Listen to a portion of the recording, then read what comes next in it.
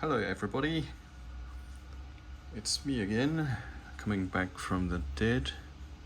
Just kidding. I finished painting the Shin Mask Rider, which is a movie that is just up in Japan in March,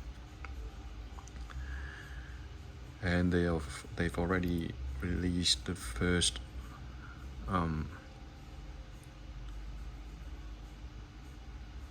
figure standard. Sorry for that. I used to don't bother with Mask Rider figures, especially the ones that needs to be built, because I'm just not interested in the new ones.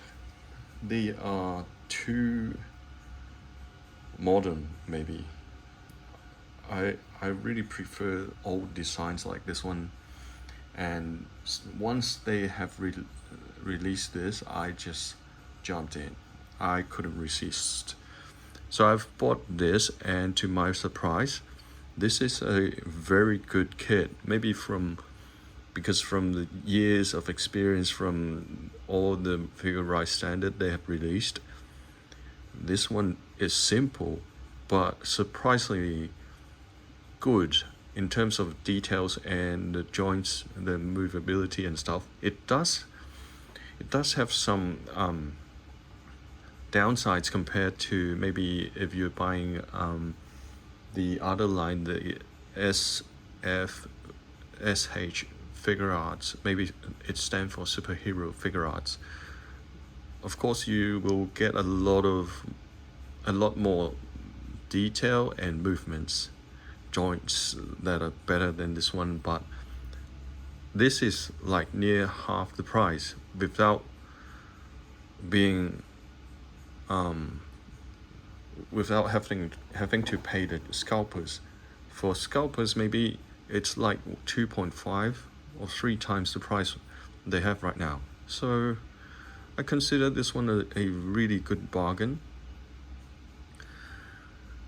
But without further ado, I'll just hop right in to talk about the figure itself. It comes with a figure, of course, and then you have 4 hands, 2 chopping hands and 2 grabby hands. Not grabby hands, but 2 kobushi. Kobushi is clenched fist. Yeah, clenched fist. I do have those with me as well. You have 2 kinds of scarf. One is a flowy motion one that I have right now. The other one I have, they provide is this one, so that when you're standing still, you have a scarf that is standing still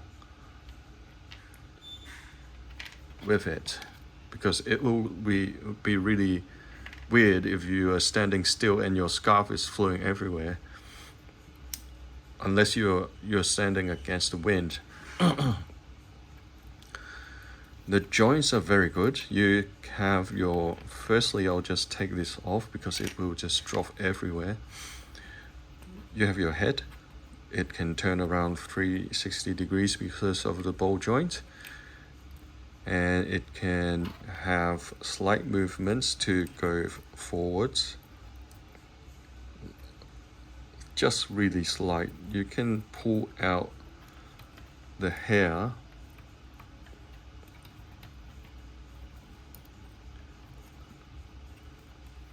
to have him look downwards, and the hair is still down, so it doesn't look weird.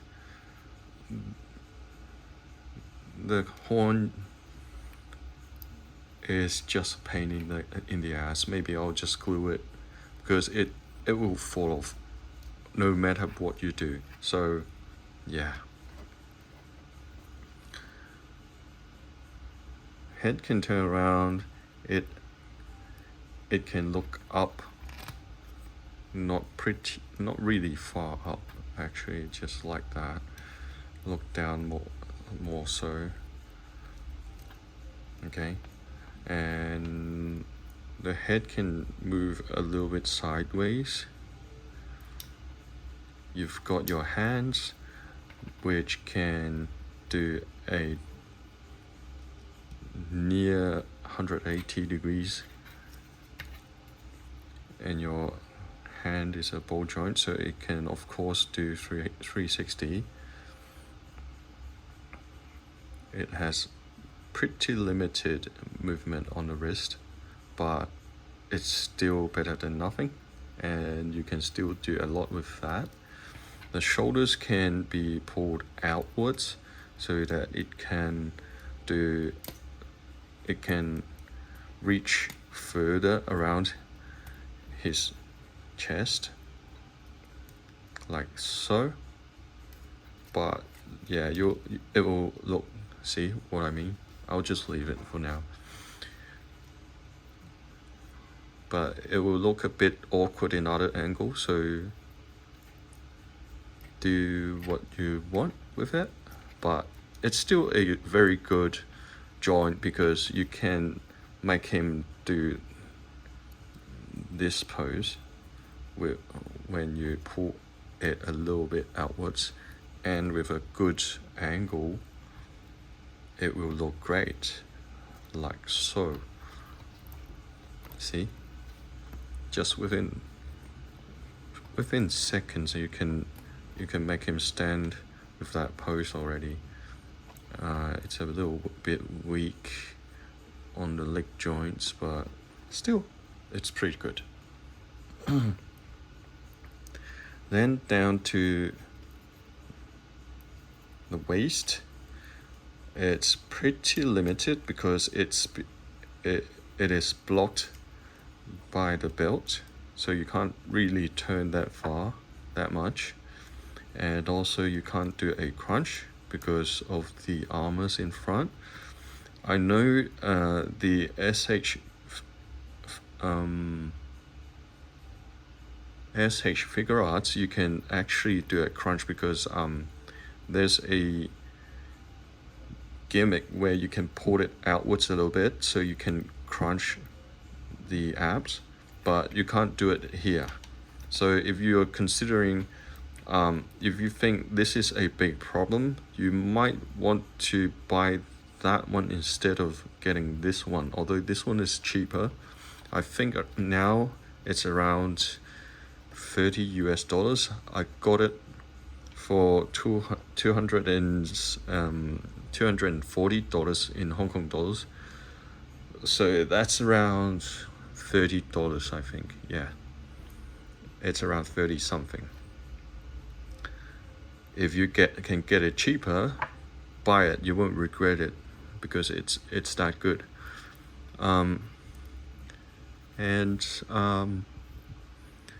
Yeah, where was I? Yeah, the waist, that's done. The legs are pretty good because you can actually pull it down that far, so maybe you can do other kinds of acrobatics, but I don't usually pull it out.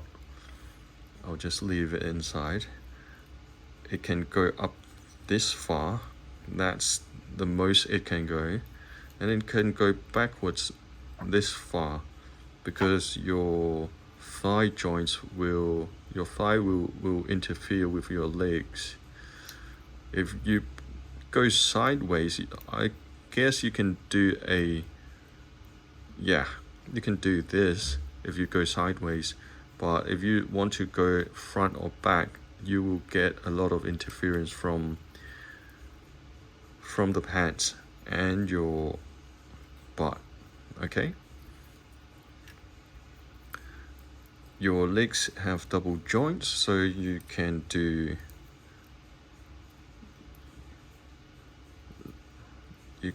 move this far. You can actually have him sit like a Japanese in a traditional way.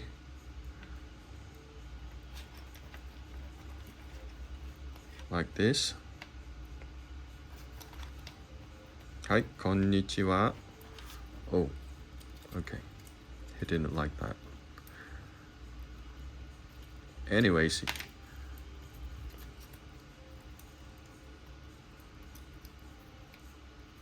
then now you are down to the ankles.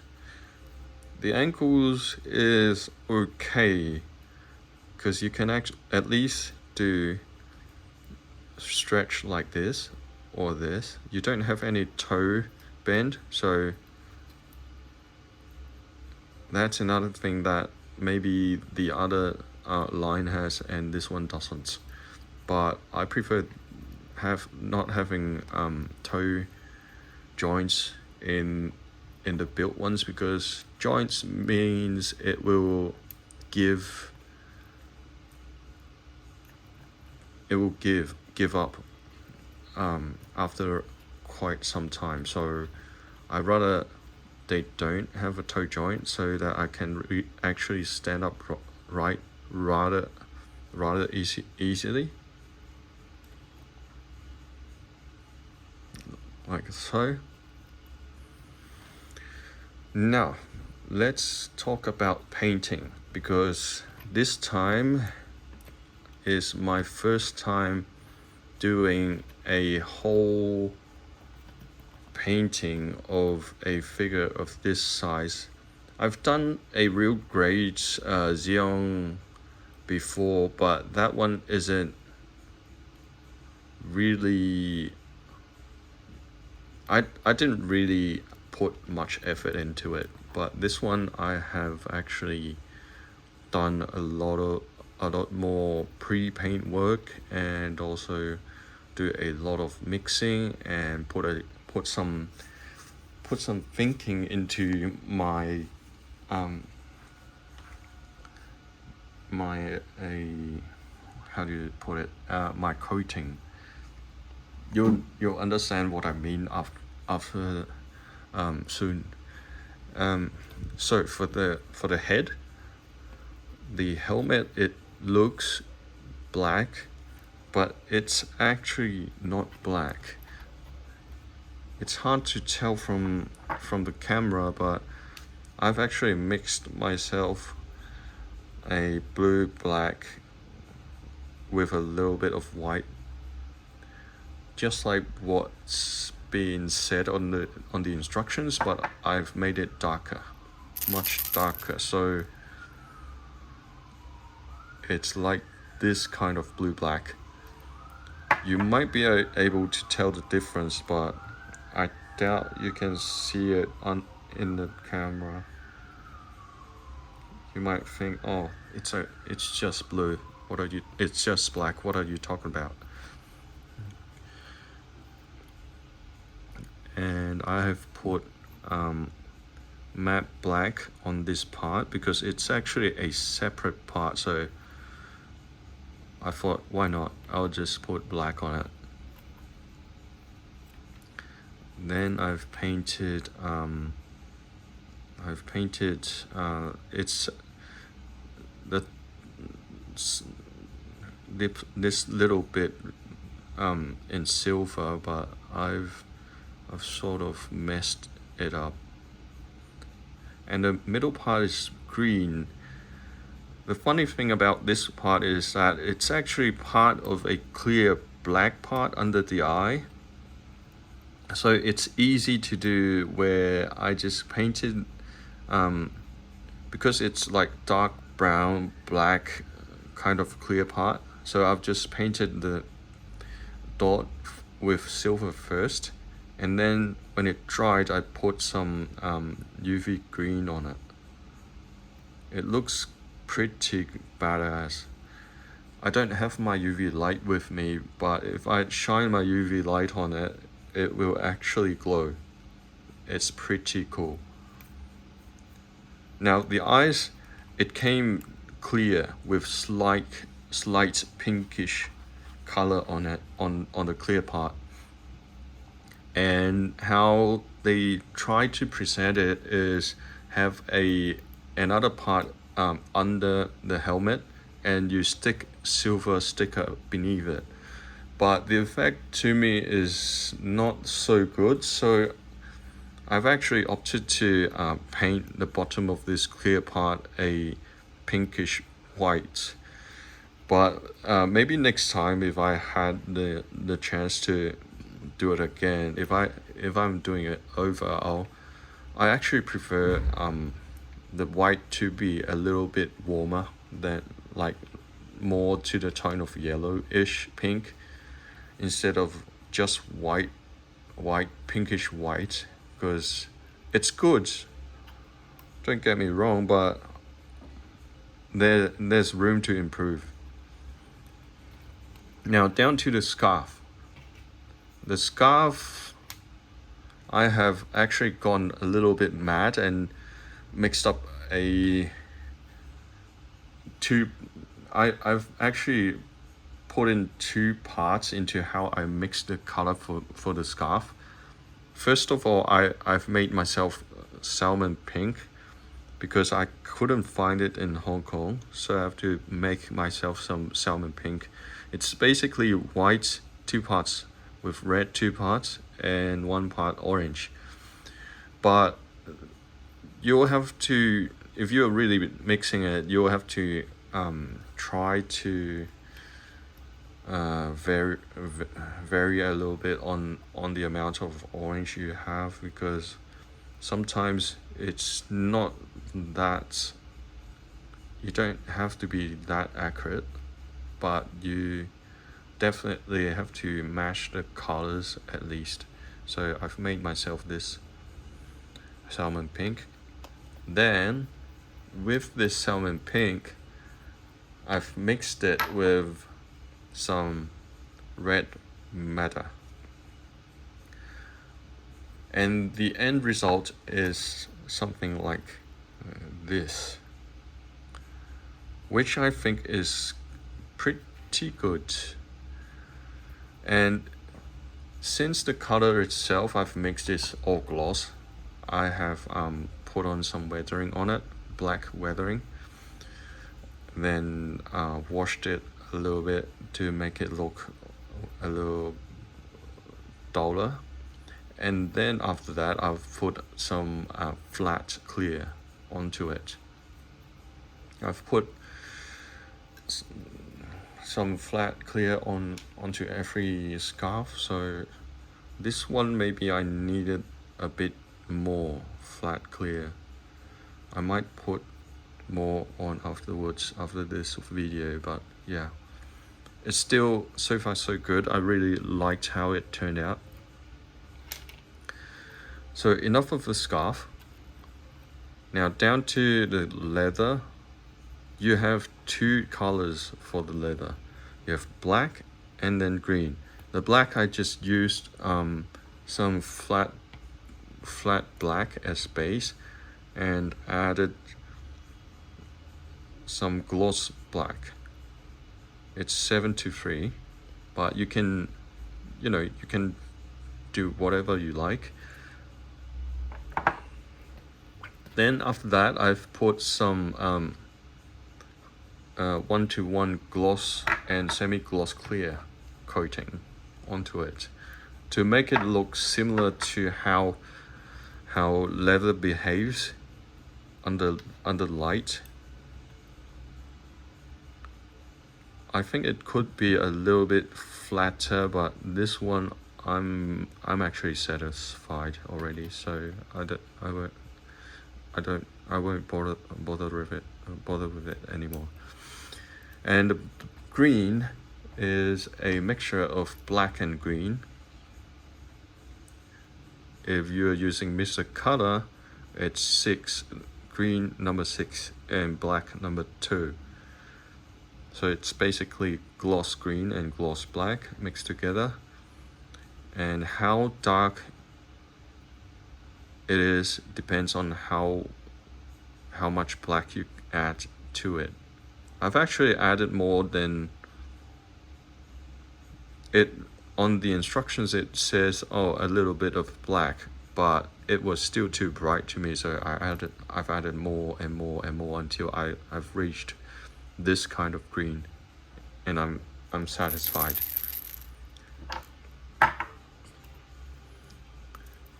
a good thing about this kit is the gloves. They have already have two parts of texture. One is the very bumpy texture, which I have sanded away with a 2000 grit sand sponge on a Proxon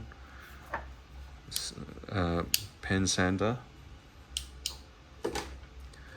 to sand off all the bumpy parts except for the seams, the ones close to the seams. So for me, that looked closer to how a leather should look like than just all bumpiness through and through.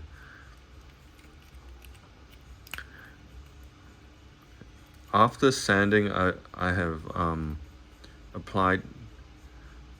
Oh yeah, the second part of the texture is, if you can look at how the light behaves on the gloves, it actually have different curves on the gloves, so that when you actually paint on it using spray paint, it will have different levels of color depending of your angle, the angle of your spray spray gun, and easily you can get a very good effect that looks like it's kind of some kind of leather or something like that. I really like how they molded this. Then for the armor, I have put on some mixed color for myself as well. It's Daytona green 75% with bright blue 20% and 5% white, and add a little bit of black on it. Then I've just applied some weathering with Mr. Weather color onto the seam lines and the dots, and then put on a semi-gloss clear on this. Now down to the belt, which is the most painful part, I think, in every available mask rider or maybe figure ride standard stuff. You see the belt, like over here, it is all white, and it's not the white that it should look like. It's bright white, like the oil paint fluorescent white. So I've coated the belt with black surfacer. Then from hindsight, this is how I messed up, because how I did it was I first put on an off-white, then try to hand paint every detail here with silver. And because I was thinking, oh, I'm gonna put some weathering afterwards, so I'll need to use lacquer. I was half drunk, sorry. I used lacquer silver paint, and then I missed a lot of parts, and it's everywhere. And I had to rub everything off with a thinner that can rub every lacquer off. So I've actually melted the belt. I've melted, especially the back of the belt, I've melted a lot of details off of the belt. I need to tell myself not to do it drunk again. So anyways, from far it looks okay, but maybe next time the way I'm gonna tackle this is I'm gonna paint everything in silver first. Then what I'm gonna do is, there are two ways I'm gonna maybe tackle this. See the stickers here? If they are if they're accurate enough, I might do one method. I might be coating everything with gloss, semi-gloss first. Then I'm gonna put stickers onto these little knobs because they are silver, and this gadget belt holder is silver as well. I'm gonna cover these, and this tiny part over here, I'm gonna have to paint this cover this with sticker as well, and paint everything with off-white.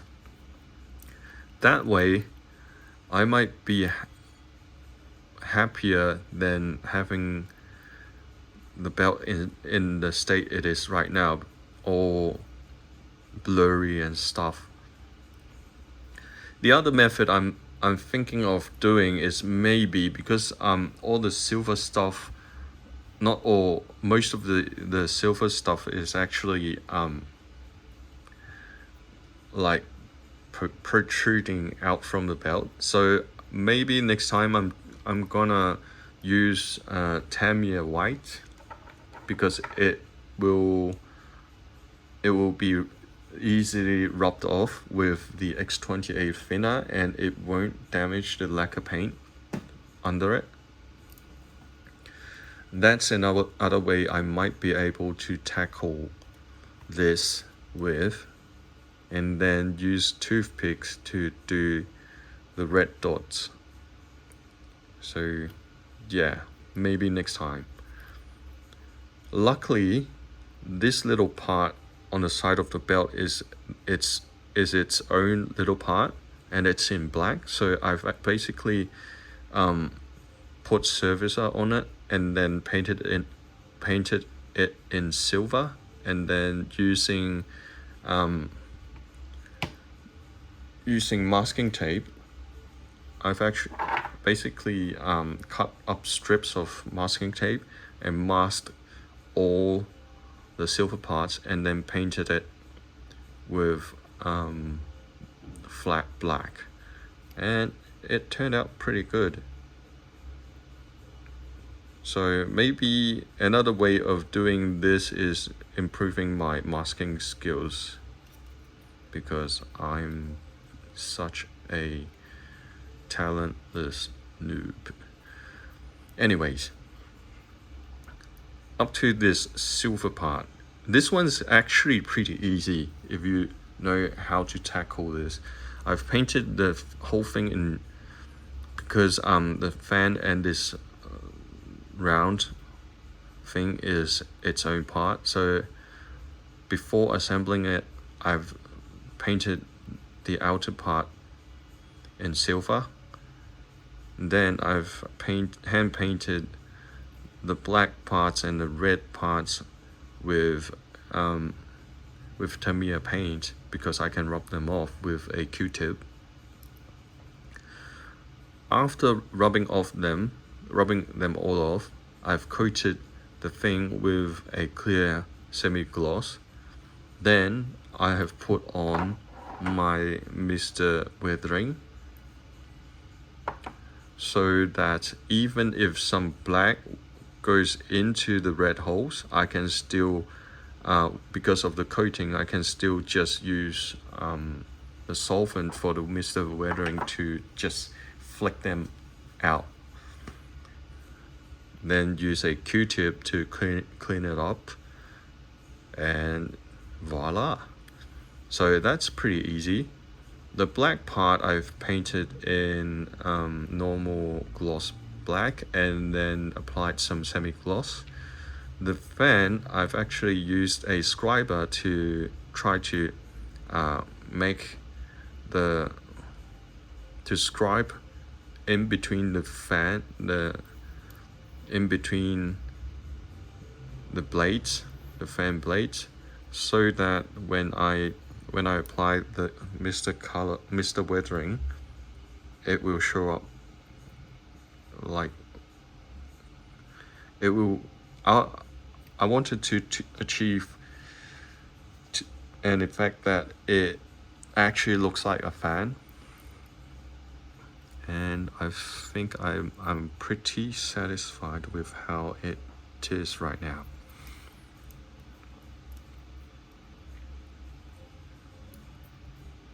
And the shoes, I've kind of failed because I've put some matte black on the soles and then tried to just panel line this with silver, and it's okay, but because it's just basically a very diluted silver paint with Tamiya paint. It just flowed outwards. I don't know if you can see it. It just flowed outwards and upwards. It's not unfixable. I'll just have to paint this with flat black again. But yeah, I was too lazy. Overall, it's an excellent kit. I think everyone will love it because it's simple, but it's also really cool. The coloring is, how do you say it? It looks down to earth, maybe. Not like the newer ones, but where you have all those gimmicky stuff with cards or a lot of rubber tires, like outlandish designs that looks too excessive. This one is just right for me. I love this one. Okay, this scarf is starting to annoy me. Scarf, please stay in, please. Okay, good. Now, okay. Anyways, it's an excellent kit, and it looks cool, and it's not expensive. It's $30. It might be expensive to some, but for me, it's awesome, except for the very loose parts. One day I'll stick you to a wall and see if you want to fall again. Anyways, hopefully it will help you with your decision on buying this or not, and maybe some inspiration if you're still on the fence, like if you should paint it or not. I recommend painting it. It looks much better.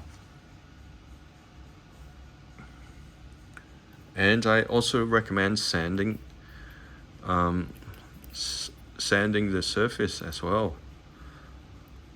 You can actually control how much you want to sand it, but just keep in mind to have it consistent with every limb so that it won't look out of place. But yeah, that's the Shin Kamen Rider Ichigo, new Masked Rider number 1.